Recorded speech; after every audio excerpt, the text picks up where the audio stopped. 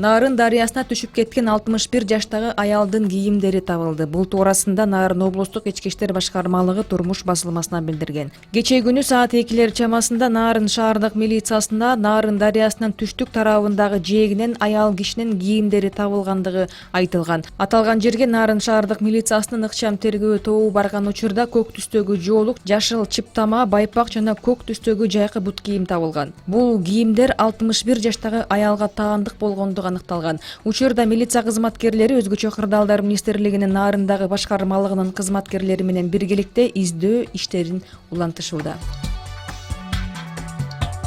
Аида Салянованын абалы жакшыра элек. Бул туурасында анын адвокаты Рабига Сыдыкова билдирди.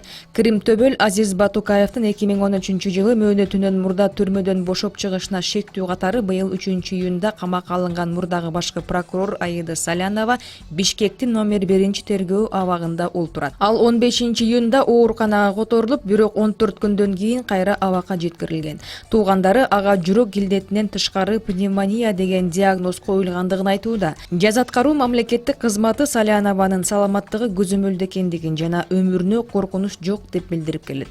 9-июлда адвокат Салянованын алы кетип дем жетпей энтигип жаткандыгын, мындай абалдагы адам кардиологдун түздөн-түз көзөмөлүндө болушу керектигин билдирген.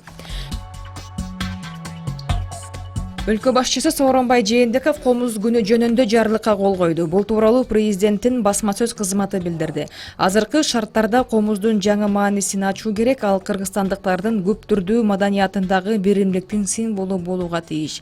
Кыргызстан элинин маданий интеграциясы коомдогу тынчтыктын, ынтымактын жана өлкөнүн социалдык экономикалык өнүктүрүүнүн негизи болуп калат деп айтылат маалыматта.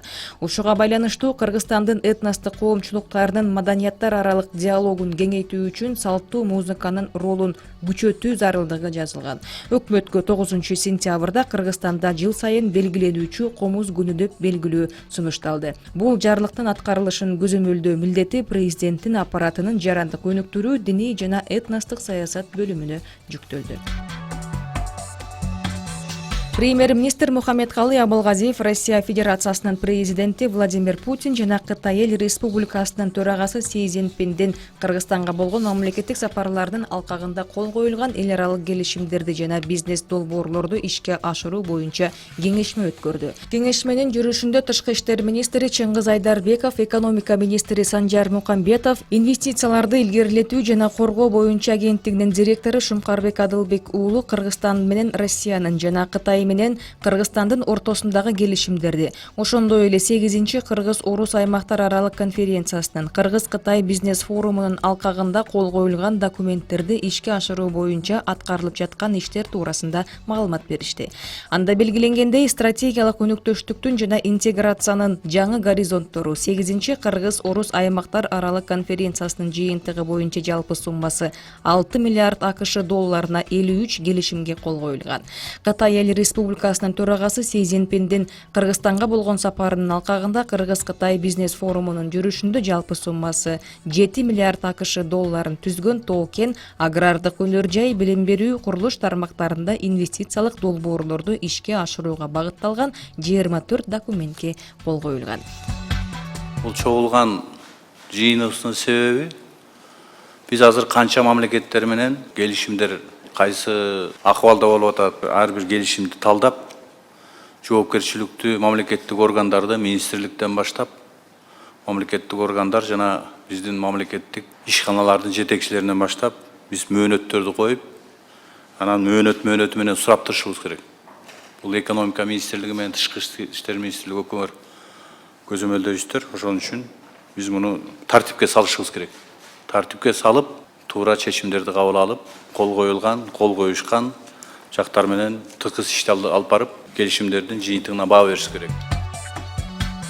Чүйдөн Чымкоргон айылындагы республикалык психиатриялык ооруканадан качкан адам изделүүдө. Бул туурасында облустук милиция билдирди.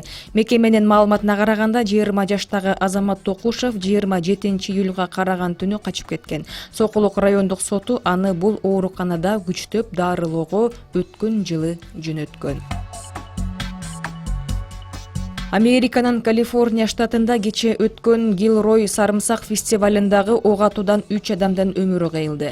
15ке чукул адам жаракат алган. Кече фестивалга келген адамдарга кол салган адам атып өлтүрүлдү. Гилрой шаарынын полициясынын башчысы тартип коргоо органдары бул окуяга 1 мүнөткө жетпеген убакыттын ичинде жооп кайтаргандыгын айтты. Күбөлөр чогулгандарга ок аткан адамды 30 жаштагы эркек адам деп сүрөттөштү. Полиция бул окуяга байланыштуу экинчи шектүү дагы изделип жаткандыгын билдирди. Гилрой сарымсак фестивалына жыл сайын 10 миңдеген адам катышат. Анын алкагында көңүл ачуучу иш-чаралар уюштурулуп, сарымсактан жасалган балмуздак сунушталат.